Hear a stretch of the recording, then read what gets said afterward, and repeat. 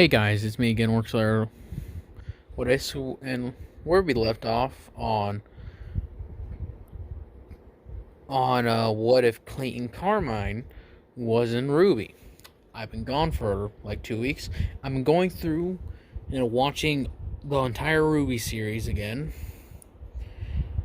because I kind of forgot a lot how the order of the events going. So I've been able to sort of reorder them.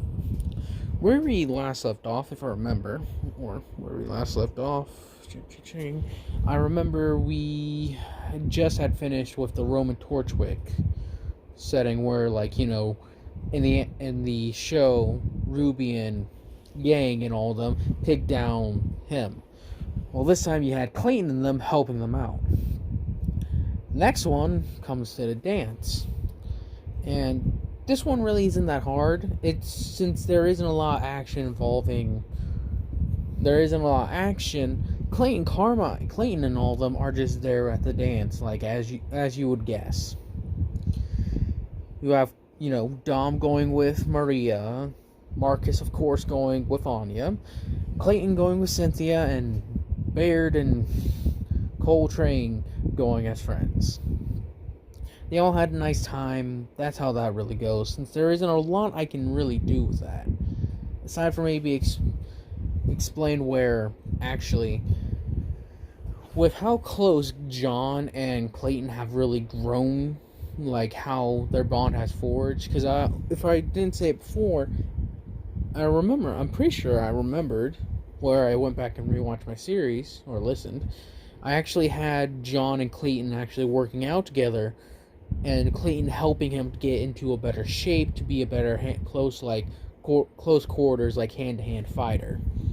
And it had been working, so John feels not confident enough, but he feels like he's able to talk one-on-one with Clayton about this issue. And so he does. He explains that he got his hands on fake transcripts and was able to get in.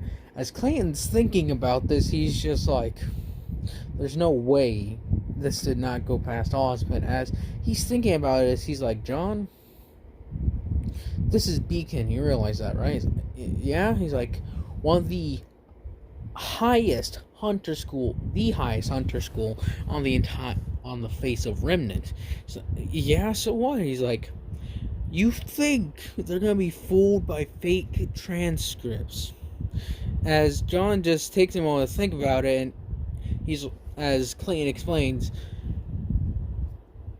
this is literally Beacon we're talking about, with Ozpin, who is said to be either laid back or so methodical you wouldn't believe it. As John's just like, was I still let in? He's just like, it most likely was that, John. I am sorry you have been so stressed out about this, but I still won't go singing it to the heavens. Keep that on the down low. But maybe Ozpin saw something in you. I see something in you too. You just gotta find it and grab a hold of it. And as John's like, I don't even have my semblance yet. He's like, we find our semblances a lot of the time, John, in accidents. Nora was struck by lightning. I have no idea how Ren found out his. He keeps quiet to himself. Cynthia learned hers. If you guys don't remember, Cynthia, I'm going to go do a quick overview. Clayton Carmine's semblance is Iron Wall. Becomes tough as iron. I'll go from Triple CB to Marcus's team, which I'll go by first name, which is Cole, Clayton, Cynthia, Baird. Cole is pretty much the juggernaut, where he picks up momentum and cannot be stopped. You got Clayton, who I said is Iron Wall. He is very tough when he activates it. Then you got Cynthia. Hers is elemental absorption, to where she can absorb every element to a lesser degree. Like, she can't full on absorb as much lightning as Nora, but she can still absorb it to a lesser degree. And Baird can see the lines of electricity, like the flow of energy and stuff. To Marcus's team, you have Marcus, Anya, Maria, Dom. Marcus is aggression. he's actually able to channel a lot more aggression and like generate a lot more of it by his semblance, his natural ability, to where he'll actually draw aggro from like Grimm all around him, and that they'll specifically target him. Anya's hasn't found hers yet. She's just like John, she hasn't found hers yet. Maria, though, she has the ability to calm that sort of nature, to make the feelings come down so Grimm aren't as attracted to it. And then you have Dom's. He is called Gardener, where he can like summon, like with seeds and stuff, he can put energy into them and they'll sprout like defenses. Like very thick bushes or entire things, really. That's all I can remember of all the characters. They got like, with Clayton there, he's actually made the Lancer and the Retro Lancer. Cynthia uses the Retro, Clayton uses the Lancer. And so they've actually spread the weapons to everyone around them who wants them. And they don't mecha shift, if I remember. I said that they did not, or if they did. If I said they did, I'm going to retcon that, because that just makes no sense to me personally. I just don't really get the idea of why I tried it. And then again, maybe just because, like, all of them mecha shift. But that was my mistake. Every one of them pretty much just has weapons from Gears of War. Anya's got the Hammer of Dawn because it was something Marcus's dad made that he wanted field tested. Excuse me? I also do have the Locust in this as Grimm. I will explain more of that later on, though. Anyways, continue with the story. As John has this, he's like, oh my god, I was let in on purpose. As Clayton's like, yeah, it was. I gotta go. I gotta go get a suit. And it's just like, wait, you're talking about the dance, right? It's like, yep. Gotta look sharp, As John's like, alright. As John takes a moment to think about it, it's like, As Clayton's like, what, John? He's like, I want to ask why. Says Clayton's just like, don't you dare ask her. He's like, what? Are you gonna ask her? He's like, no, you're going with Pyrrha. As John's like, what? And it's just like, Clayton's like, oh my god, come here, just follow me. As John's like, where are we going? It's like, we're going to meet Cynthia for a reason. And it's just like, what? Why? He's like, she's gonna explain something to you. As they go down the stairs, they're like, as he explains the things to Cynthia, John's gonna go ask Weiss. As Cynthia's just like, I'm gonna slap the fuck out of him. As John's like, oh no, please. As Cynthia goes on to explain, Pyrrha likes you. It's just like, nah. It's like, yes, no, yes. As John's like, really? He's like, yes. As I'll just say, like, Cynthia and Pyrrha have had multiple interactions together, girl talk or whatever you want to call it. As they talked about the thing about how Clayton and her got together. As if I remember, they are together, or they're in the beginnings of it. She explained that they literally just did it, like, they didn't beat around the bush, they said it how it was, that was it. They actually got curious on how they met, and she explained the whole scenario when, like, their base was, their little town was destroyed by Grimm, and Clayton kept her safe throughout the entire thing, making her feel safe. And that was how it always went, so. Plus, she says we both have, like, C's in our name, so I don't know if that had anything to do with it. But yeah. But I've lived with his family ever since, like, my family wasn't lucky enough. But as we continue on with this, as Cynthia and all of them, like, get on with it, we're gonna cut to the day where they have to choose a mission to go on. So that's right.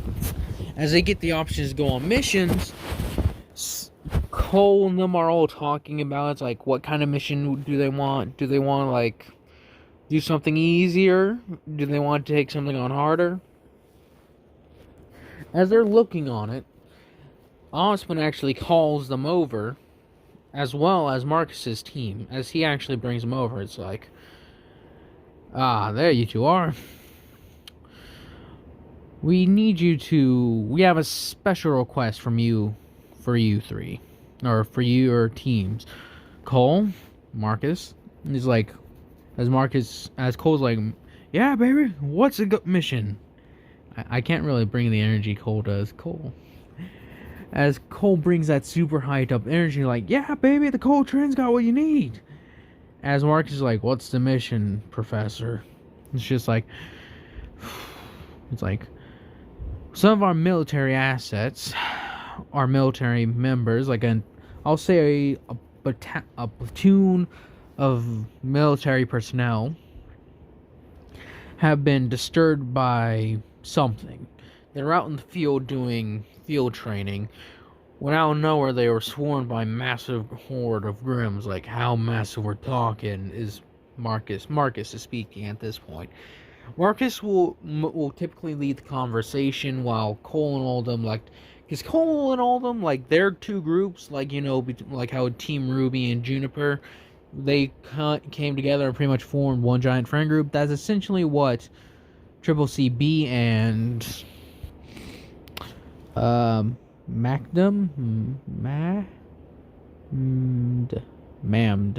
I think that's what's Mammed. RWBY being mammed, Marcus and all of them. Oh, that's so stupid. Anyways, they all came to form a group together. And they sort of all just hang out, train, you know, normal stuff. As they're explaining the situation, they really need them to help relocating and hooking up with the platoon. That way they can get everything squared away, because they were gathering information about outside threats. They're told that their bullhead would be arriving and that they would be receiving assistance. As they ask, what do you mean by assistance? Well, one of the teachers is actually one to go with you guys, will be accompanying you. As they ask which teacher, and it's not Crow, sorry. As he says, Miss Glinda will be accompanying you to this mission. As they take a moment to think, sir, you sure you want to take one of your right-handed people to just come on this little mission? It's like... As Glinda actually comes in at that, it's just like, oh, trust me, Mr. Phoenix. This will be anything but a regular mission. As they all, like, sort of, like, as Clayton actually stands a bit more at attention, because he actually, Miss Goodwitch reminds him of the officers in the Atlas military. And she actually takes notice of this. She's like, why are you standing at attention? He's like, nothing, ma'am. She's like, oh, right, I forget you come from Atlas. At ease, as he just starts actually in a more relaxed rest. And Cynthia was doing it too. She's like, James really does like to import how great the military is there. He's like, well, that really isn't it, ma'am. My father was part of the Atlas military. He was a captain. She's like, you became a hunter. Why? He's like, well, the military can be constrained at times from politics. Hunters are able to move around more freely. And I'll still be able to interact with the military. It's just, I'm able to act more independently, ma'am. She's like, you can stop with the ma'am. He's like, alright. As Osmond is watching this with amusement, he's like, quite amusing, Miss Goodwitch. But as Marcus and all of them turn around, like, Coltrane's like, so, when do we leave, Professor? He's like, you'll be leaving today. Go pack your things, bring plenty of supplies. The bullheads... Actually, you know what? Yeah... bullheads, I guess. I kind of like the ravens more, but there really isn't a reason to bring them into this. Actually, as they actually say, they'll be bringing ravens instead, because I'll say the ravens are actually faster and they actually cost less energy. And that they're able to go, like I said, faster.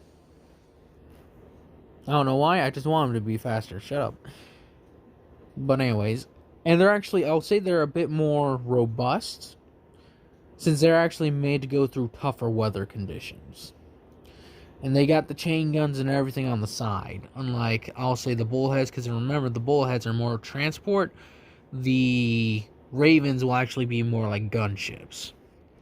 As the ravens are transporting them, they're all like, Clayton and all of them are checking their gear. As Glinda is actually watching over them, she's like, these two groups are a pretty good matchup, I'll say.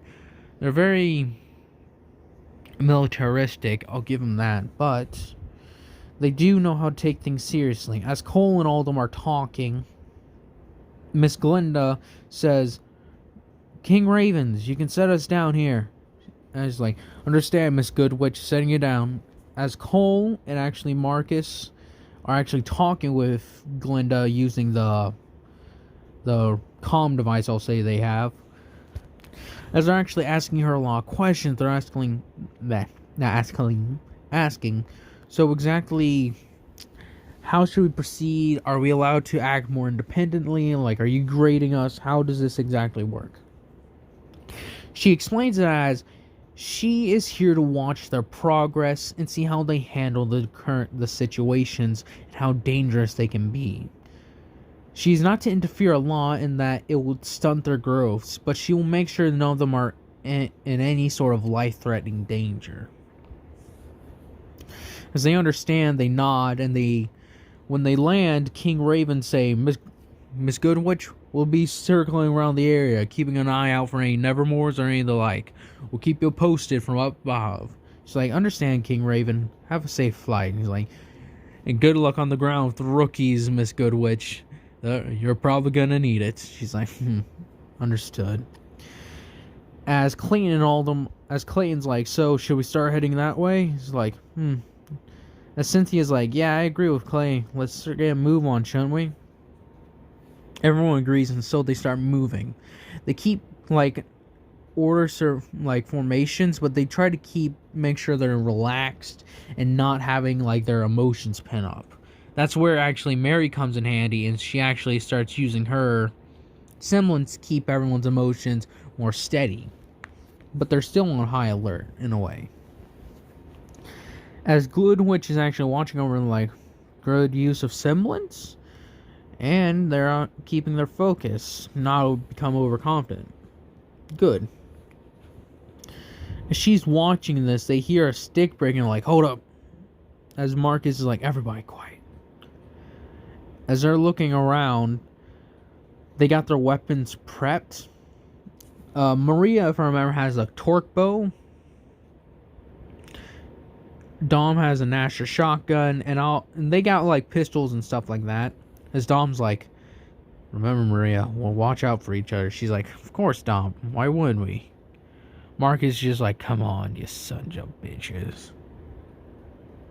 As everybody's ready to go, and Anya has her pistol since, her other weapon is the hammer of Dawn. As they actually have that, like, trying to stay close to them for this mission. Because they explain the situation to Marcus's dad, and he's like, I'll have it fly up close to your area. Won't want anything to happen to you. They nod their heads and agree. They keep on moving towards the position where the platoon was known to be last. As they were actually in an old military base that was on the outskirts, like an old outpost.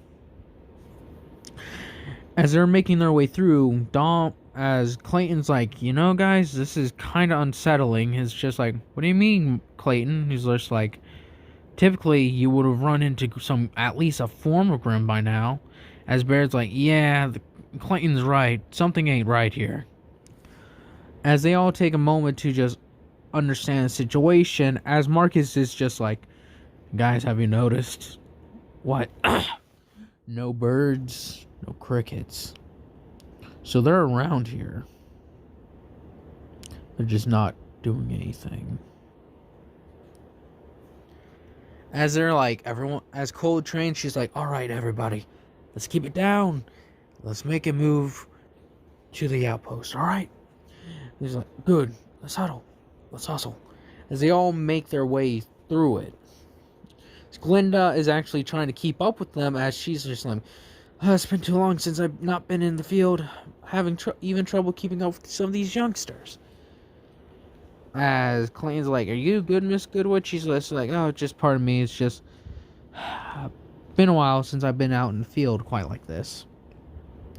As Clayton looks at her, he's like, yeah, I can tell. She's like, what is that supposed to mean? No, actually, Bear's the one that turned around. He's like, yeah, we can tell. It's just like, what's that supposed to mean? Miss Glinda, with all due respect, Miss Glinda is actually Coltrane speaking. He's like, who comes out here into the middle of the forest with high heels?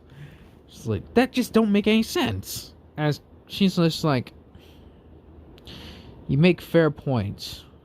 It's not like any of you have any spare shoes or anything. It's like, maybe at the outpost they'll have something more suited for out here. As she's like, fine. As they all trudge along the way, eventually they hear something on the wind like, hostiles. As they all hear this, as Marcus is like, what the fuck was that? And it's just like, Dom's like, it's just the wind. He's like, as Marcus says, when was the last time you heard the wind say hostiles towards you? I think I got that mixed up.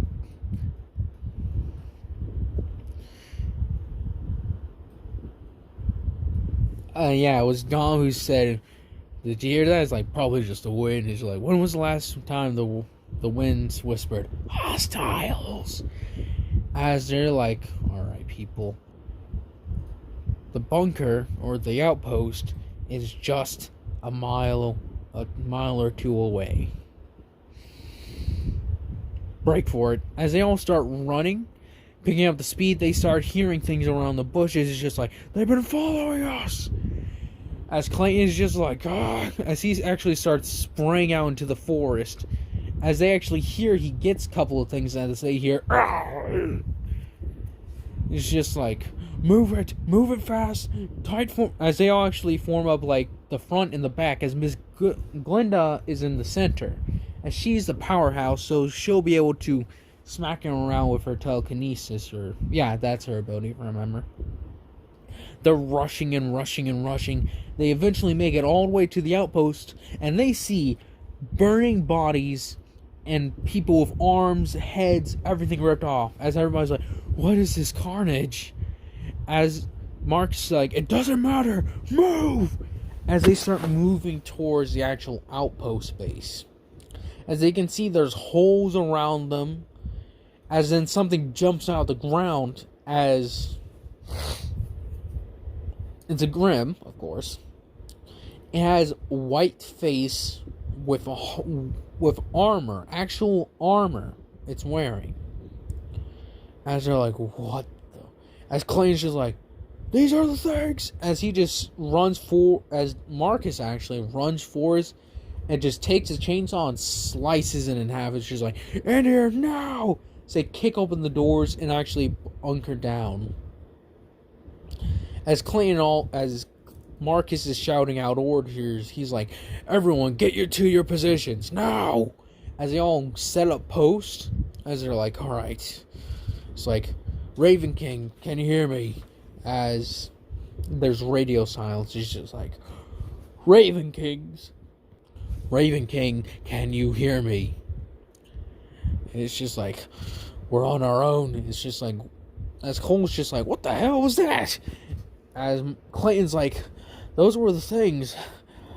Oh, this looks exactly like what happened at me and Cynthia's town in Atlas. There's holes everywhere, bodies are ripped apart. I've only seen this there. It's just like, did you see that, Grim? It was ugly. more ugly than usual, but it didn't even look like an animal. As they're like, yeah. As Dom's just like, Marcus, what are we gonna do, man? As she's just like, alright, give me a second. As Glinda's just like, children? As they're like, yeah. As then they look around and they notice that the inside of the building is spotless. And they notice this, they're like, oh, that cannot be good. As Marcus is like, Dom, Baird, Cole, come with me. The rest of you guys, sit tight. Clayton, you're in charge, alright? Dom and Marcus essentially, not Dom, Cole and Marcus essentially put Clayton in charge of the remaining few. It's like, don't worry guys, I'll hold down the fort. As Dom and all of them go down, why do I keep on saying Dom? I'm a player too, alright? I'm used to playing as Dom, not Marcus. But anyways, as they slowly but surely make their way down into the depths of the building, they come down to the lower levels and they're like, oh shit. As Marcus and all of them see tunnels running all along, like giant holes, as they're like, guys, we got a problem. Get down here. Quit it, Samson. As they look down, they're like, oh, shoot, we are not in a good place. As it's like, Miss Goodwitch, as actually, Clayton actually told them to actually find Glinda something to wear that isn't whatever she's wearing. Get her some combat armor. And so that's what they do. They get Glinda's outfit with actual armor. I know the semblance is supposed to help with, like, taking damage and such, but pretty much Clayton says that is no excuse not to be wearing proper armor like the rest of them. So they get her outfit and she comes down. As they ask, would she like to use a gun? Because it may be a bit useful to use it. She's just like, I'll take something. Do you have anything smaller that I can...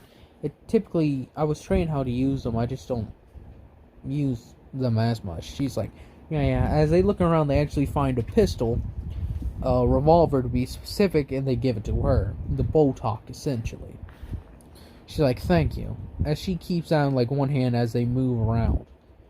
Glinda says, well, the situation has changed, and typically we would cancel this, but that new Grim type could pose a threat. As they're all talking, they essentially convince her a little by little to allow them to at least investigate what happened. So that way they can actually try to... Because, as Marcus explains, those things were following us for a long time. There's no doubt in my mind they at the very least have more troops stationed throughout here. And now they are aware that we know of them. So they'll most likely attack again at night. As Glinda is like, and we don't, as Marcus finishes off by saying, we don't want to be caught out in the open in the middle of the night with things that are actively better at killing at night. As Glinda agrees to say that they need to at very least get a better fortified position. So they fortified the outpost a little bit better with what they can, and they actually set watches. As they hold there, as they investigate the tunnels underneath, they realize these things go on for a long while. And that would be a pretty good idea to at least fortify the basement and have some things down there that could like be warning signs that things are coming through. As then when it gets to night, they're all waiting quietly. As then they hear a loud horn in the distance, like a foghorn. As then Marcus is just like, everyone load up. As they all cock and load their guns, it's just as they're like, shit's about to get serious. As like I said before, Glinda will be providing a large amount of support for this, smashing them away with her telekinesis. As they're all waiting there, Cole, Dom, not Cole, Cole, Bear, Triple CB is holding one part of the outpost, while Madame is holding the other.